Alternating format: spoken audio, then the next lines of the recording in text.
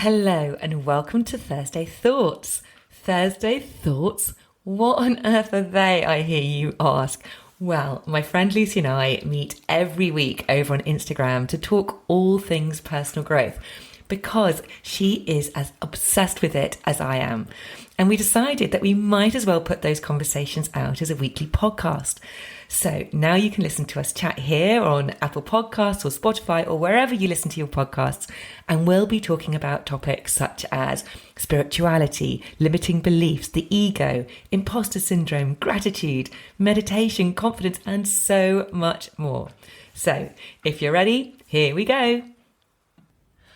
I just want to pop on quickly before we dive into this week's Thursday Thoughts, just to let you know that the sound quality, well, actually my sound quality in this episode isn't the best. It's a little bit dodgy.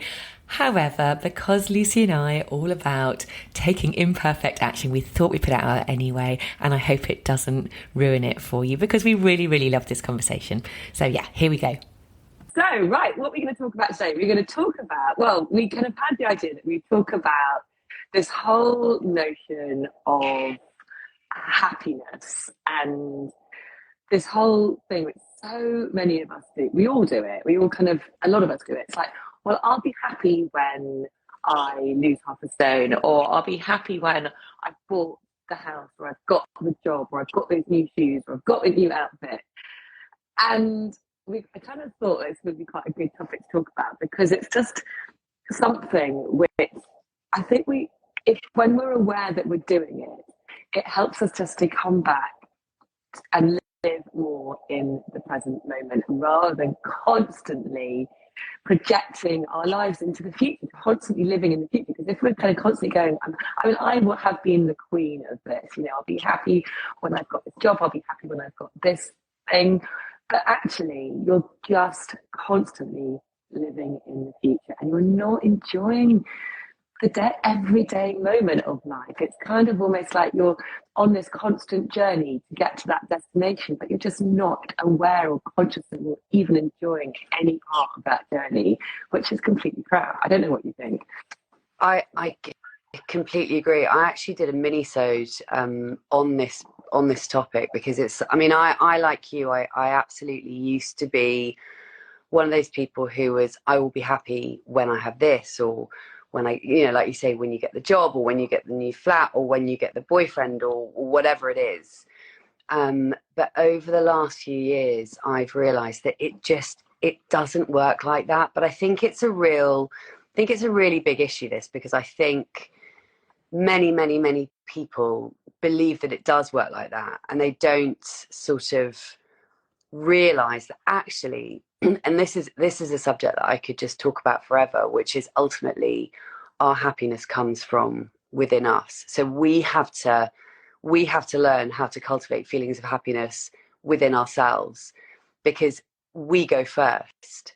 And actually, rather than when I get, the new car, I'll be happy, or when I have the baby, I'll be happy. It's by creating and cultivating happiness within ourselves, that's when the good stuff starts flowing into our lives. But I think that so many people, myself included in the past, tend to chase, it's kind of that, shiny object syndrome. We sort of chase one thing and then we chase another thing, and of course, because it doesn't work like that, we always then move on to the next thing, because you think you're going to get happiness from that, and then that, and then that. And then when that doesn't happen, or when what invariably happens is that you feel that temporary happiness, something great happens, or you get the promotion, or you get married, or whatever it may be, and you feel that sort of temporary happiness.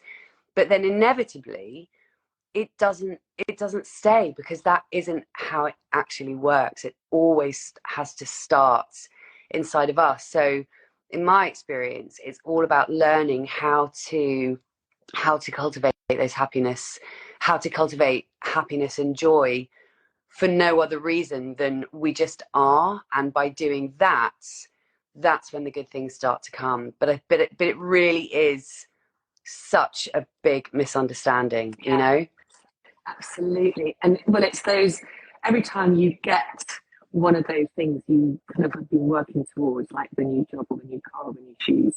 It's just what it is really. It's the dopamine hit you're getting from getting that thing. Yeah. And that is very easily confused with feelings of happiness. But in fact, what that actually is bringing us is pleasure.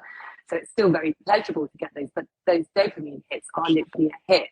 It wears off. It doesn't give you that contentment and fulfillment and that sense of peace. Yeah. That is why you just want to constantly strive for the next thing and then the next thing. It's like when you see these very, very wealthy, rich people who still are incredibly unhappy because they just haven't got that sense of inner peace and fulfillment because they're just striving for the next thing, the next thing. So it really is about cultivating that inner happiness. And I suppose even happiness, though, when we talk about happiness, it's kind of like, what is happiness? Because really, if you talk about happiness, it's an emotion like sadness, like anxiety, like whatever, all the different emotions. Really, I suppose happiness could be described as a fleeting feeling. So I think really what we're talking about is that inner peace and that inner, it's that whole alignment thing, it's about actually getting back to who you are, who is your soul, what is that inner being inside you, wanting you, just getting back to that rather than, I think, happiness. But that obviously gives us a sense of happiness. But I think for me, it's more just a feeling of peace and fulfillment and not actually constantly feeling I'm going to keep striving something. I think we're always going to be, it doesn't stop you from having goals and wanting to do, fulfill future visions at all. But I think it's just, you've got to start from that sense of inner peace. Yeah, 100%. And it's, I think that it's that, I think what we're all striving for ultimately is to have that feeling where we wake up in the morning, we get out of bed, and we're excited about our day for no other reason than we're just excited about it. Not because that's happening or anything, not because anything in particular is happening, just because when you're feeling good inside of yourself, you just enjoy the day. And like you mentioned earlier on, it's so much to do with being in the moment. And funnily enough, when we first went live earlier on, because obviously this is our third attempt this morning, but I was talking about the fact that I was at my brother's wedding this weekend in the Netherlands, and I, quite a lot of that day, I kept reminding myself to be in the moment and to just really make the most of where I was and who I was with. And I think it's because so many of us, without even realizing it, we're either kind of sitting in feelings from the past or things that have happened that we feel bad about, or we're worried about, or we're sitting in feelings of the future that we're sort of waiting for this or waiting for that, or next week there's a thing that's happening next week or next month or next year, rather than just being in the moment here. And I think that's so much what it's about. It's being able to just be happy in the moment. And like I said, at my brother's wedding, I was really consciously thinking to myself, you are here now. Your whole family is here. This is really rare that your whole family is in the same place, safe and well, together. Just really soak it in, rather than thinking about, oh shit, but oh my God, I haven't done next week's podcast, or oh my God, I've got it. Like I had to do the newsletter on the train home last night, and I was just really consciously reminding myself to just be in the moment and be in the now.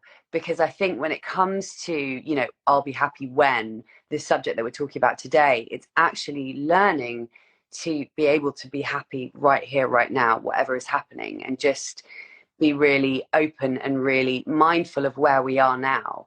I think that's kind of the key. And again, it's that thing of, we want to be getting out of bed in the morning and excited about our lives just because we are, not because we're aiming for this or we're aiming for that, or because that's coming up or that's coming up. Does that make sense? Totally. I mean,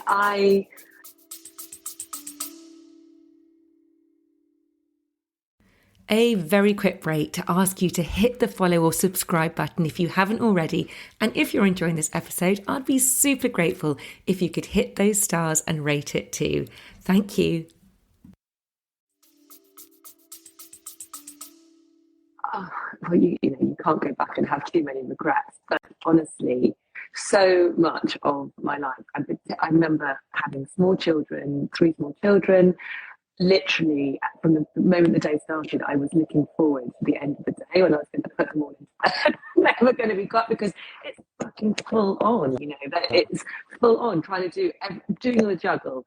And actually, it was like I was kind of always looking to that moment, right? Oh, I can put them in bed and I can sit on the sofa and I can just sit and watch some shit TV.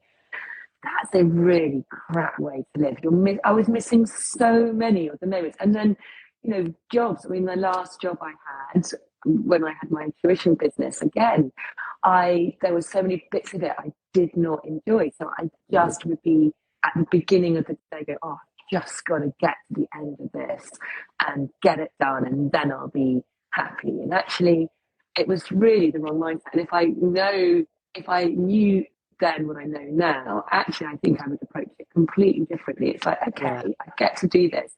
And obviously, I've now changed it and making sure that I am doing work that I really, really love. But it's a proper shift of perspective of how you're looking at approaching these tasks, which, okay, we've all got tasks that we've got to do in a day, which perhaps we don't enjoy. But it is possible to be more mindful about them. I mean, a great example is just, for example, doing a boring job like doing laundry. When you're taking, if you're, I don't know, one job I used to really passionately hate was putting things up to dry, folding things up, putting them in cups. But now, actually, it kind of almost really, I can't believe I'm even going to say this, gives me sort of some kind of pleasure because I do it really mindfully. I kind of flatten them all out, I fold them really nicely, I kind of make sure I'm really in that moment. And weirdly, it can become so much more enjoyable. I cannot believe I said that, but it's true. I know what you mean, but it is true, and I know exactly what you mean, and it's like with anything, it's perspective, it's how you choose to frame things and the lens at which you look at things. Ultimately, that's what it's all about. It's how we choose to frame things. I ended up writing the newsletter that I was just talking about on the train back yesterday, and normally for the newsletter I talk about some kind of concept, whatever it may be, but yesterday, because I sort of left it till the last minute, I was like, I actually wrote a proper newsletter, as in news about what I'd been doing. And I was writing about the wedding, and I've completely lost my train of thought, actually. Oh gosh, what was I going to say? I've completely and utterly lost I'm having a menopausal moment. I've lost my train of thought. What was I saying? We were talking about on the train, coming back,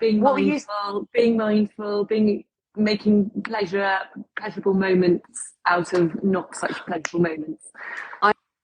I know what it was. It was about perspective. Thank you. Yeah, and in the newsletter, I mentioned how it is possible to go to a wedding, because for whoever's watching this, my podcast is about being single and child free.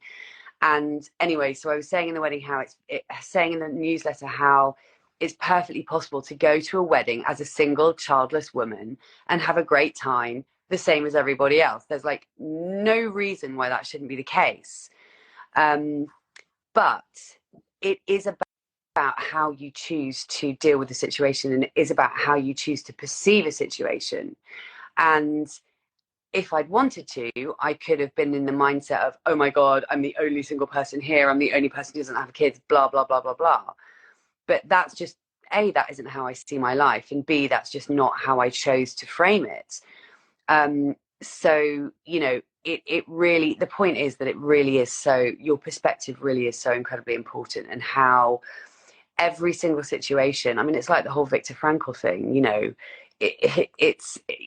he was, in a freaking concentration camp, and he realized that the one and only thing that people cannot take away from you is the way that you think. The only thing that we have control over is what is going on in our minds. That's literally it. We don't have control over anything else, not really, but we do have control over how we perceive things.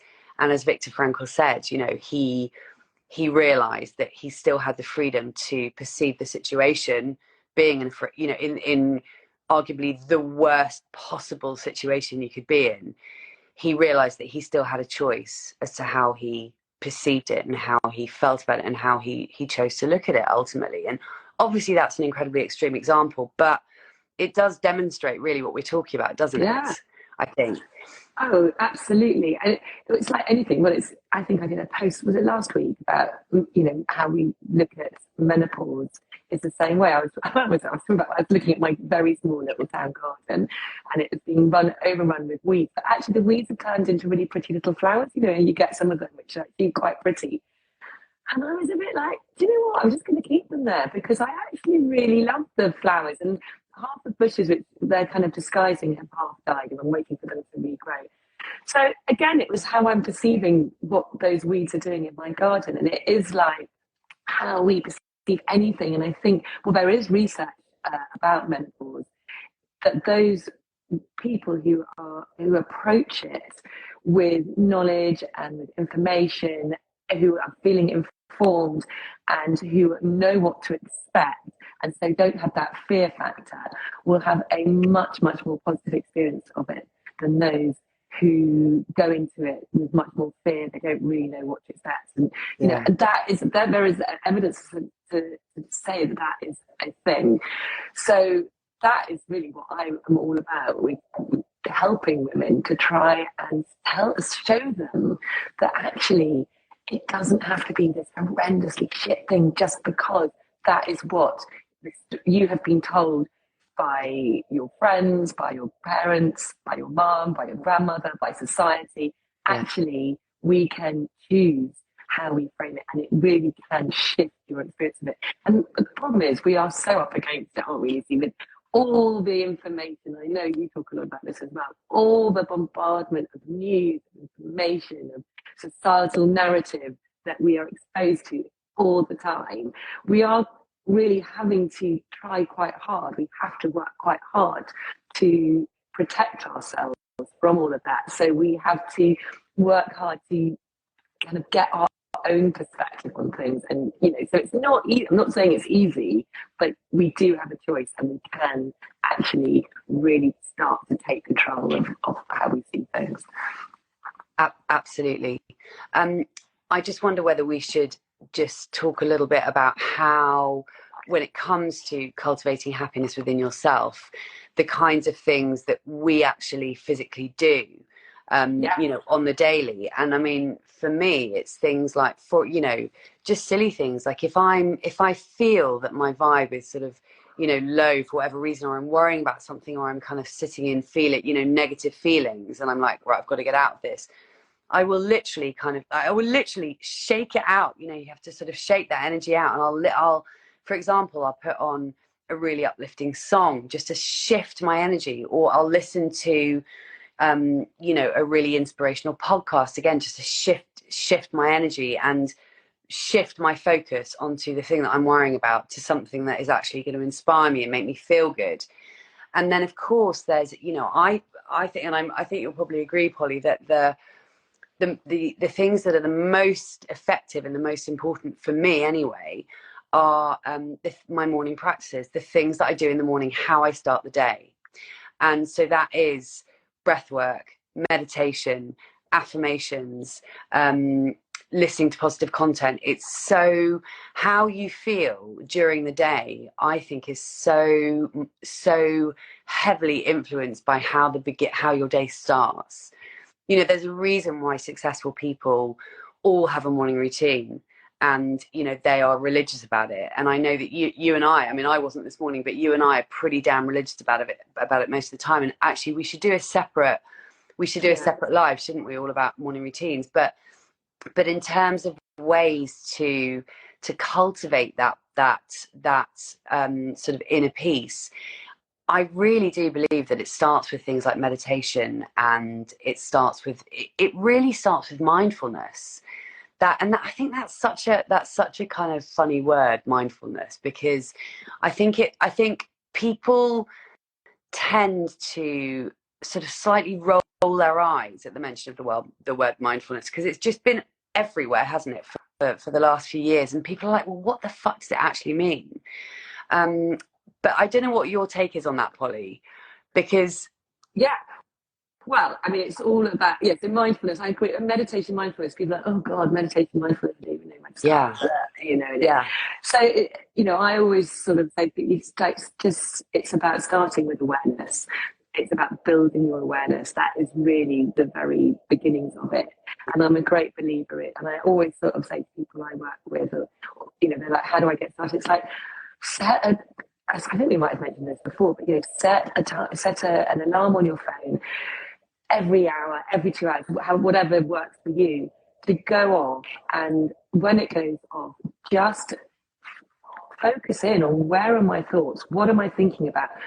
Am I on some negative downward spiral where my thoughts are going out of control and ruminating on something which is really not very helpful?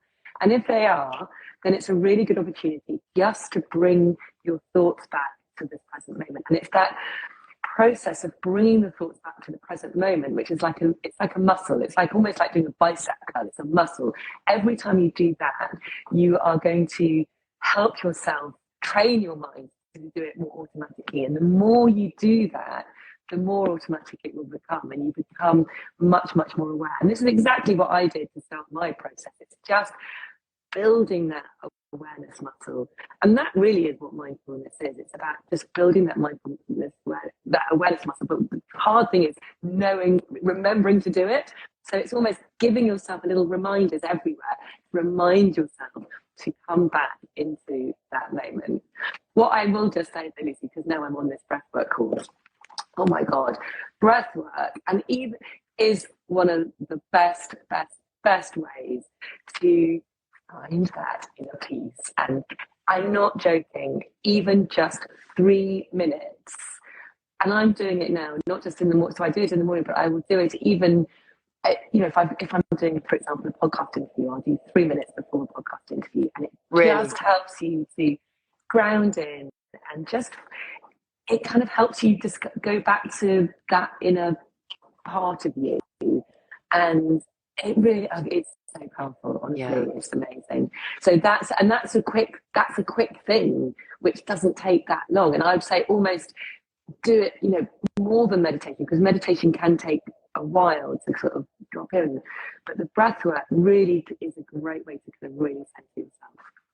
So I totally agree. And as you know, I've started doing breathwork at the beginning of meditation, but actually you're right. It's breathwork actually drops you into alignment in a way that meditation doesn't so quickly.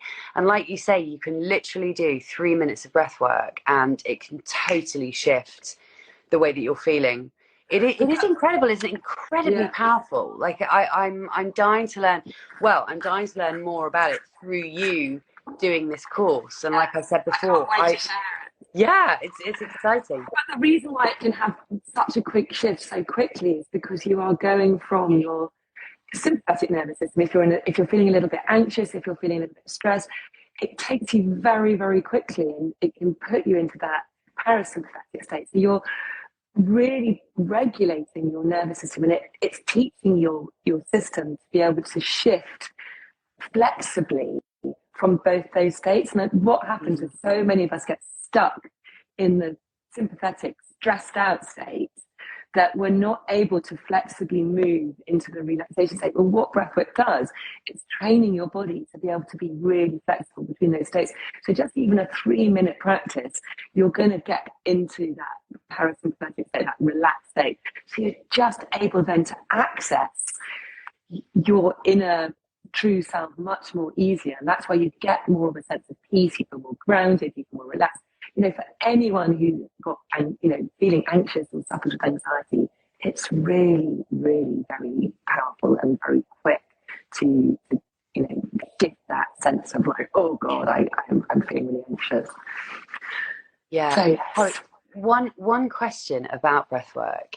I mean, I know that we've talked about this before, and I use the triactive breath, which is in through the tummy, up into the chest, and then out all through the mouth. So Yeah, like that. What do you what are some other have you learnt yet on the course any other kind of really easy to remember techniques that you could share now? Because apart from anything else, I'd love to try something else, because the triactive breath I find amazing, and I do it for I actually do it for about 10 minutes, and then you hold your breath, don't you? You just take a massive inhale of breath, and I find that when I've been doing breath work for 10 minutes, when I take that final inward breath, I can hold it for ages. I sort of sit there sometimes thinking, shit, is this safe? I still haven't let my breath go. Do you know what I mean? It's so powerful. It's amazing, isn't it? So that breath is a very activating breath. It's really good for increasing your energy levels, for really making you feel quite alive, and it's great. There are other breaths, however, if you're already in a very high high activated state. So say you were feeling actually incredibly anxious, that breath might not be the best breath to do. What you probably want to do is a more relaxing, grounding breath. So something like there's one called the bliss breath, which is just simply in through your nose and out through your mouth. So breathing in through your belly and out through your breath, and you just do that in a circular motion. And when you do your breath hold, rather than holding it at the top, you would hold it after you've breathed out. And so it's much, much more grounding, and you ground into the ground, and that can really bring everything down, that you feel much more relaxed. It can bring those anxiety levels down. So it depends again on what it is you want, what the intention you want from doing the breath work, which is so fascinating. So there's so many different types of breath, but that is a really good one just to feel really kind of much more relaxed. So yeah. Awesome. And so again, so that's in through the nose and out through the mouth, and then hold the bottom and out through the mouth, and you can circulate it as many times as you feel comfortable to. The thing which we're really learning on this course is that the more intense you breathe and the longer you breathe does not necessarily mean you're going to have a more intense experience, which I think is the misconception. Everyone thinks, oh my gosh, if I breathe faster, if I breathe for longer, I'm going to have a more intense experience. Not at all. It all depends really on you on that day. And also it's really important to remember you are in control. You breathe at the pace and the depth that you want to breathe at. So some days you might feel like you really want to go for it, and you want to do a much faster breath pattern and really kind of accelerate those those cycles. But other days that just might not feel right for you. And I'm really experimenting with this. And some days you just need to go at a slower pace, and that is what your body needs. It's all about learning to be in tune with your body. Ultimately, your body knows. And as the brilliant Sam Skelly always says in the training I'm doing, you are the drug. Your body knows. You've got it all within you. It's about trusting that your body knows. And it does. Honestly, it does. I'm having some really nutty, crazy moments with all of this, but obviously we're embodying it all first before we're going to start teaching it. So yeah, bloody hell, I love it. I can't wait to share. I cannot wait to share more of it. So yeah. I know. I mean, I have to say, well, you know this. I mean, I'm really envious of you doing this course, and at some point I want to do it myself. But one thing I will say is that the very first time I did breath work, I ended up in floods of tears. It was so weird, and it was with Sam Skelly on a Zoom, and it was incredible.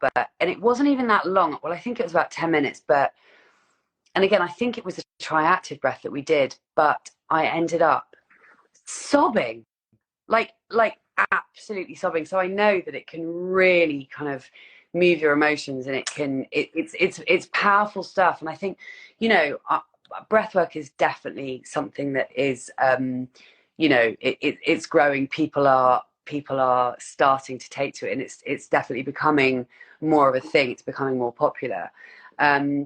but yeah, I'll never forget that first time. But actually, ever since then, I haven't cried whilst doing it. Now, when I do it, I just feel amazing, and I get those kind of all over body tingles. And then at the end of it, you just feel completely like, wow, man. I mean, I really, it's amazing. It's so cool. But And it's just shifting the energy. You know, it's yeah, you can. The problem is, so many of us just keep energy and emotions stuck within our body.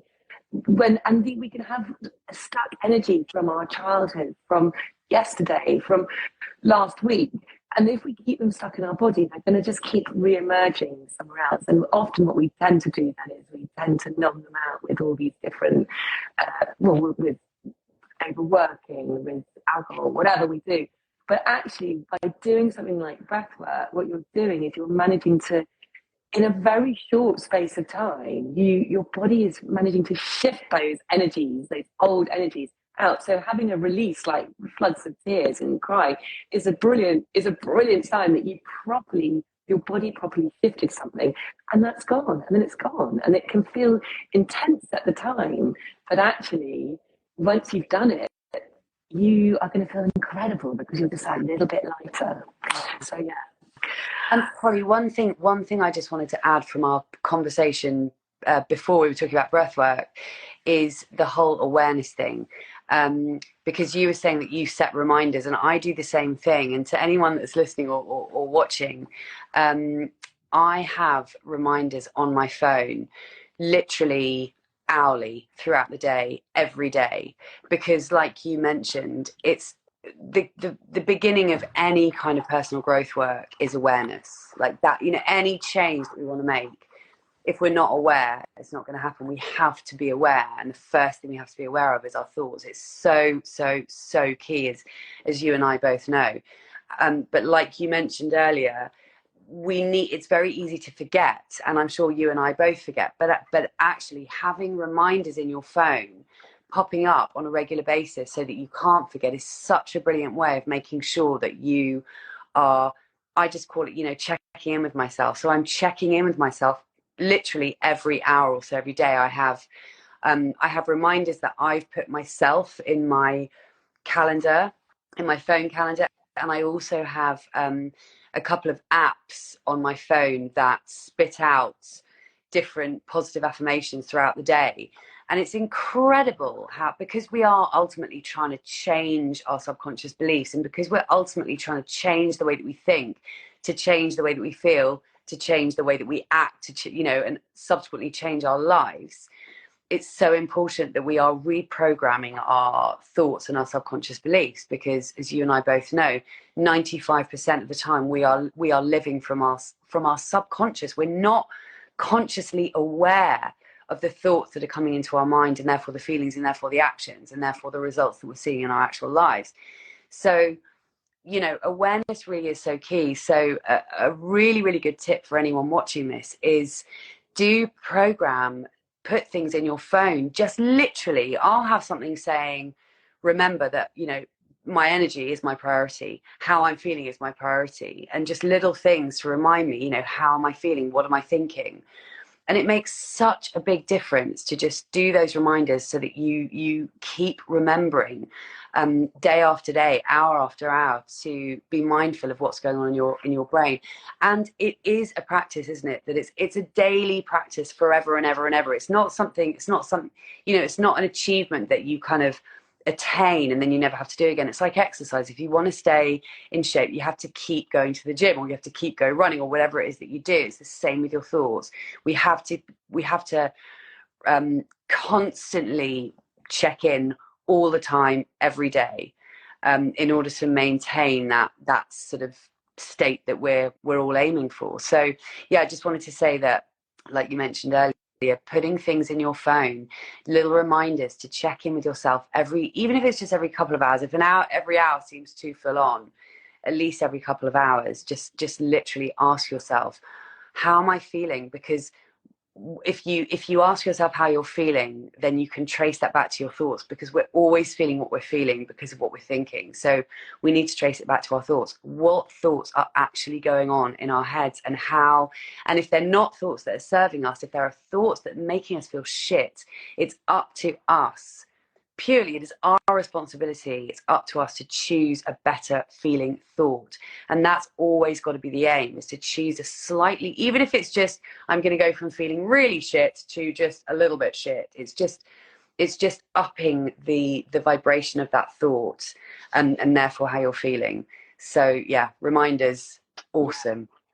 Brilliantly said. Absolutely. Yeah. It's possible, because I've done it, you've done it. You know, I was on that terrible downward spiral of negative thinking for far, far, far too long. But yet it is totally possible. And honestly, the more you do it, the more just automatic it becomes. You are able to turn your thoughts. But it's not saying, God, I still have a lot of thoughts, and do find myself kind of ruminating on stuff, but I'm able to pull myself back out of it now and catch myself and become aware of it. And so, yeah, it is all about awareness. Any transformation starts with awareness of your actions. There's no way you can change until you can. Well, I don't know. I think I'll stick with that. You know, it's very difficult to change until you become aware of what is going on, how you're thinking, how you're feeling. On that note, Lucy, we've talked for 43 minutes. Works. It's all right. God, it's so easy just to keep on talking. Isn't it? I know. It's so good. Love it. And, to cycle back to our very first thing we were talking about, which was, this whole concept of I'll be happy when, that honestly, becoming awareness of the moment is probably the most important thing that everyone can do to really get out of living in the future or living in the past. It's actually just about living in the present moment now and enjoying the journey. This is the fun bit, Getting to the destination sometimes just isn't all that. It's all about the journey to get there. Absolutely, I couldn't agree more. And also, it's so often the case that when you get to the destination that you think you've been wanting, as soon as you get there, you think of the next one. Yeah. So it's like we never actually get there. We never get there. So it really is about being in the now. But anyway, we better shut up, haven't we? Like you say, 45 minutes, even though my mum's just joined. Hi, Mum. Well done for joining, but you've missed the whole thing. Brilliant.